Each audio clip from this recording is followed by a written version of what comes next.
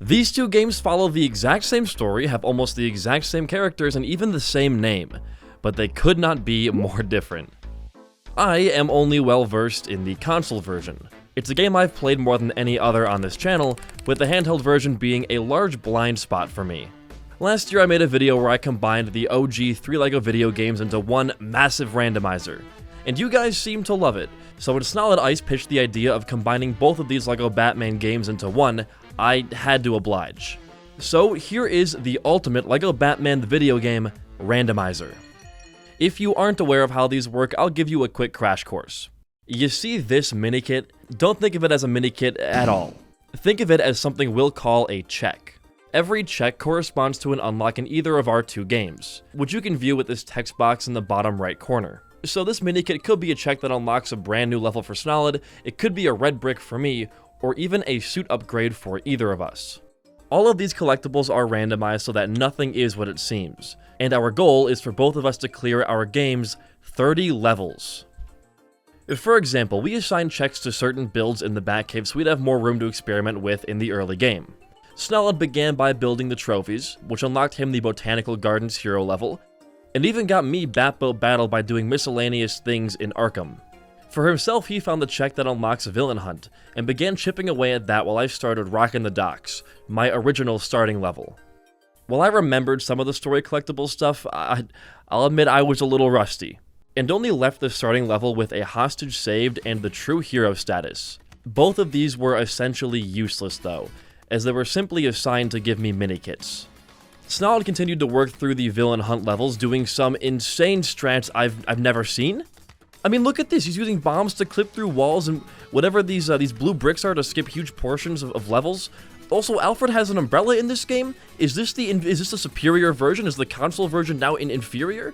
I mean, come on. You got Azrael, like Huntress, the umbrella. Like, come on, man.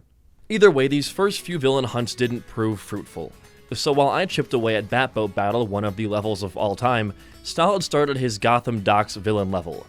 A few bomb clips and mini-kits collected later, and he had found me my very next level, Dying of Laughter. This came from something called a Riddler trophy, which are just mini-kits with extra steps. Collect 3 of them and, well, you get a kit.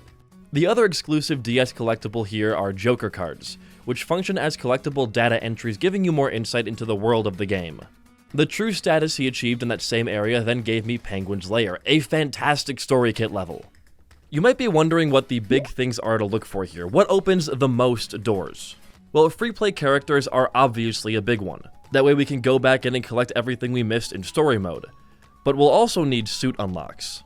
Some suits, like the tech suit and sonar suit, don't have villain counterparts with the same abilities, leaving those kits locked until we get those specific suits. Thankfully, we got Penguin and Bane off the bat by starting with Rocking the Docks, netting us not just Bomb and Glide, but also Toxic Immunity and Super Strength. Once we got all done with Batboat Battle, we had found not just our own Glide suit, but a new level for Snolid. What did we send you there? I found Glide suit! I found Glide suit! Penguin's Lair seemed like the next best place to go. It's the shortest level in the game, and Snolid kept moving along with Villain Hunt. I gotta be careful with picking up suits that I don't have access to, though, because I made that mistake in the Archipelago video, and it did cost me. Alright, cool. Every possible kit here, I think. How did I fall off again? Oh, hostage, too. Yes. Yes. Wait, this is a mini kit, right? Is it these? No, it's those. Okay. Dude, for the last heart, you gotta be pranking. Goodbye. Alright, how many mini-kits is that? We got Story Boss, Hostage, Cabin Roof, boom, boom. Okay, we found Demo Suit! Oh my god! This seed's cracked. This is crazy. While Penguin's Lair did get me my Demo Suit, it wouldn't take us very far. Remember, we already have Penguin, so all that the Demo Suit does for us is allow us to beat 1-1 when we get to there in story. And spoiler alert, that won't happen for a very long time.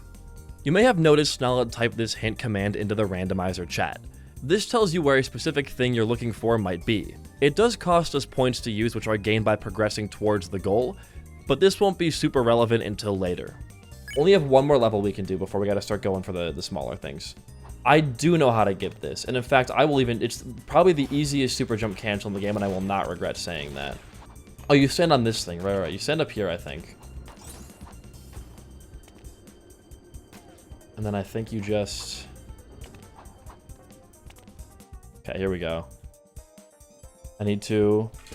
Yep, got it. Cool. So right there, I'm just lagging the game and switching over to her when she's going through the wall, like pathing through it, and I can just grab the mini kit that way. It's super easy. Alright, let's see what we got going on here. Oh, we got the glide suit, Snolid.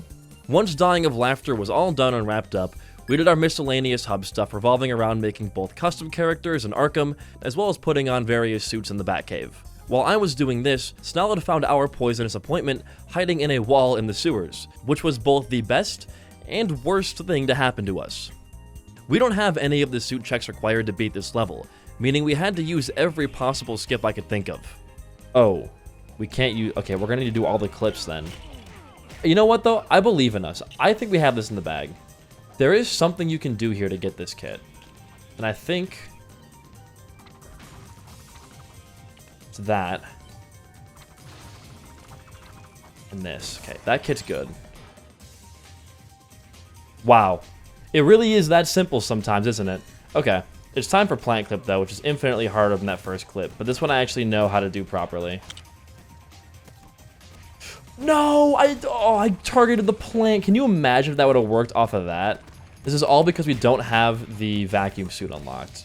Like, in a challenge run where I had vacuum suit, I might just not do plant. Oh! Okay, wait a minute. We hold up. We Control-Alt-Delete, we release X, and we're through. That's plant clip. Oops, I went between them. Oh, second try. Let's get an applause for that one, everybody. Easy. There we go. Alright, let's see. We got, what, 2 mini kits? The thing is, this didn't give us anything, which meant it was time to go back into levels in free play and clear as much as we can. You can see all the characters and levels we have unlocked over here on the left, but I wasn't going to be too picky about the roster free play gives us. Like, if we enter into a level and get Poison Ivy instead of Harley, I'm gonna allow myself to still use her double jump. We're more concerned about having the correct abilities, not the characters. Anyways, Penguin's Lair did literally nothing for us, but Dying of Laughter, on the other hand... Yep, this is gaming. Okay, that's every kit besides one. Which one did we not grab? I can mark it off now and I can see if we're missing one. Let's see. Table, pillar, wooden cage. Oh, ice statue. Yeah, okay.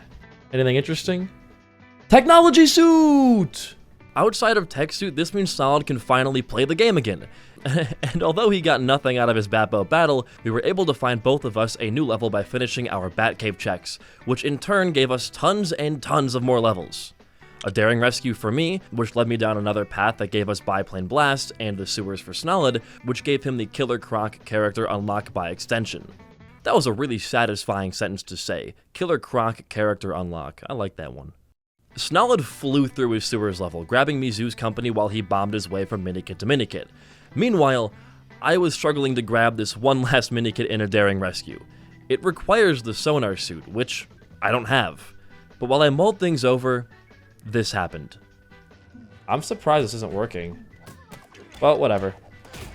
We tried our best. I think I missed the balcony kit. I mean, how much do we have, right? We have 7. We're missing 3. Kit and glass cage. I don't know if that's the kit we're missing. Oh, that's okay. That's glass cage. That's glass cage. So we're missing either exhibit or balcony. Oh, okay. We got top of exhibit. We're only missing. I know which one that is. We were missing balcony. Yes! Oh my god! So clutch. So clutch. It opens up the last 2 kits in this level. Wow. The timing on that was just absurd. My cranium is just so large. It eclipses everything else. Okay. Oh, invincibility to Snolid. Have fun. What are the odds? I mean, look how important this stretch of levels were. Snarled found me Two-Face Chase, I found him invincibility, which lets him break logic, and at the end of Two-Face Chase, we got these. Oh, that's so much. Wait, hold on. Minikit. Chemical Factory and Joker's Home Turf? Are those matching levels? Well, let's go. We have Zoo's Company and Joker's Home Turf. Things were going so insanely well, it was hard to believe. We had barely dove into our hints at this point, so while I was playing out Zoo's Company, Snarled scanned for the remaining important collectibles. It seemed like the level that was tying everything together was Biplane Blast, and it was more important than we thought. In LEGO Batman DS, there are 3 colored keys that lock minikits, and it just so happens that Biplane Blast held the blue one. This allows for quite a few more collectibles to be picked up on Snarled's end, which he needs. He hasn't had a good lead on something in a minute, and although these didn't really pan out, I still had a few more loose ends to tie up. One of those was Free Play Zoo's Company, but it was nothing. Then we played through Joker's Home Turf, which was nothing. Finally, we had a surprise for the Commissioner, which is one of my favorite speed levels. And it also gave us... I get on the rocks. Oh my god. Okay, a lot of you might not be aware of this, but On the Rocks is like the quintessential level to get, and here's why. There's a handful of kits that are locked behind Mr. Freeze specifically. And earlier, a hint told us that the level Green Fingers, which unlocks Ivy and Riddler for plant growth and mind control, was locked behind breaking an ice statue. Oh, ice statue, yeah, okay. But that's not all, as he's used for one of the most important glitches in our arsenal. Long before the days of SSJs or slam swap jumping, the easiest way to get infinite height was to do freeze flying, which required a gliding character, check, Joker, check, and Mr. Freeze, check. This opens up so many more out-of-logic kits and makes getting through free play sections a breeze. This was the best unlock we had gotten yet. And while all this was happening, Snarled was clearing through the cathedral and still waiting for more levels. Unfortunately, the seed we randomized was heavily reliant on me going fast to keep sending him new things. And I'm gonna be real with you guys, I was doing a terrible, not great job of that. But ever since the Mr. Freeze unlock, we had been following a line that was sure to give Snarled an explosive finish. It all starts in Harboring a Grudge, which we got from free play clearing a surprise for the Commissioner. The kit in the boss room was hinted to give Snarled Ice his Ice Cream Factory level, which in turn unlocked Arctic World Hero when he collected True Status, and got me the Magnet Suit when he finished the level. As I continued on with clearing out my free play checks, including finding Flight of the Bat for myself, Snarled worked through his Arctic World and the advancements that came with it.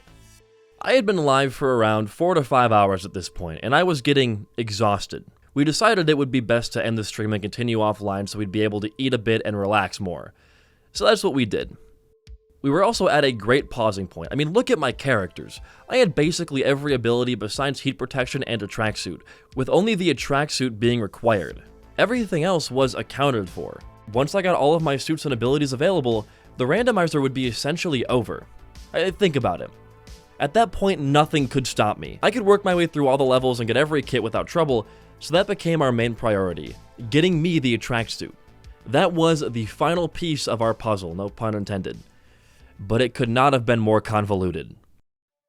My tracksuit was in Snarled's game, specifically in 2-2 Villain, which we didn't have unlocked yet. His 2-2 unlock was in my 3-3 Villain, which we didn't know how to get because we were fresh out of hint points, meaning we had to go through and scrounge up any checks we could just to gain a couple more points to have the rest of our path revealed to us. To be fair, this had to have been done anyways and gave Snarled a lot of levels to play with. Somehow though, we still hadn't stumbled upon my 3-3.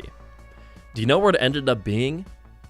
It was in Snarled's 1-5, which was in my 3-4, which was in his 1-2, the Ice Cream Factory. All of that pathing for a single goddamn attract suit. From there, we just had to go pick up all the remaining pieces, and we had done it. It had taken way longer than we assumed it would, but the double Batman randomizer was completed for the first time, at 1 in the morning. If you enjoyed the video, I'm doing an even bigger randomizer on stream in August that will also become a video, so subscribe if you don't want to miss that. In the meantime though, go check out Snarled's channel down below and give him plenty of love for joining me on this treacherous journey. Thanks for watching, and I'll see you guys next week.